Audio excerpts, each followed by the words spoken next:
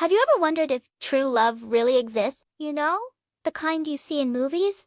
The one that feels like destiny. I used to be a skeptic until it happened to me. Let me tell you about Sarah.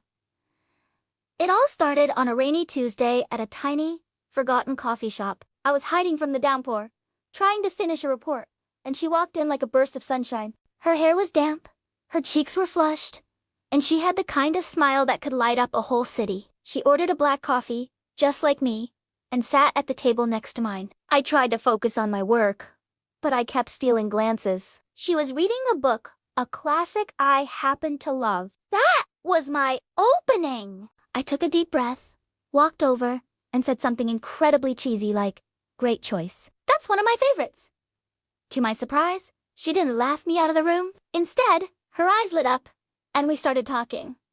We talked for hours. The rain stopped, the sun came out, and the coffee shop owner had to politely kick us out at closing time. It felt like we had known each other for years. We talked about everything: books, dreams, fears, and our shared love for late-night pizza. That first meeting felt less like an introduction and more like a reunion. Our first date was a disaster in the most perfect way. I planned a romantic picnic in the park, but I forgot to check the weather. Of course, it rained again. We ended up huddled under a huge oak tree, eating soggy sandwiches and laughing until our stomachs hurt. In that moment, surrounded by mud and ruined food, I knew I was falling for her.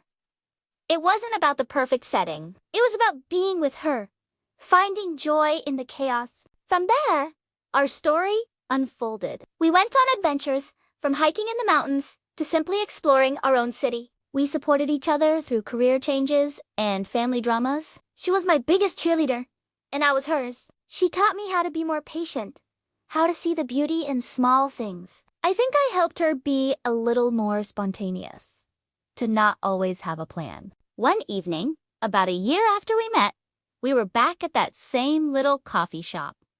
It was our spot. I was nervous.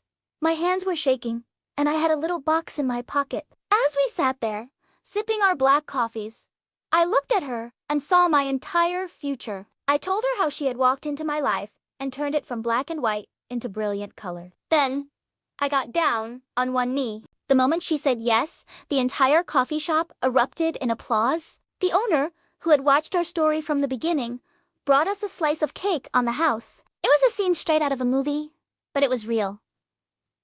It was our life. So, do I believe in true love now? Absolutely. It's not about grand fairy tale gestures. It's about finding that one person who makes the ordinary feel extraordinary. It's about laughing through the rain, sharing a simple cup of coffee, and knowing you've found your home in another person's heart. It's about Sarah. What's your story? I'd love to hear about the moments that made you believe in love. Share them in the comments below. Thanks for listening, and don't forget to like and subscribe for more stories. See you next time.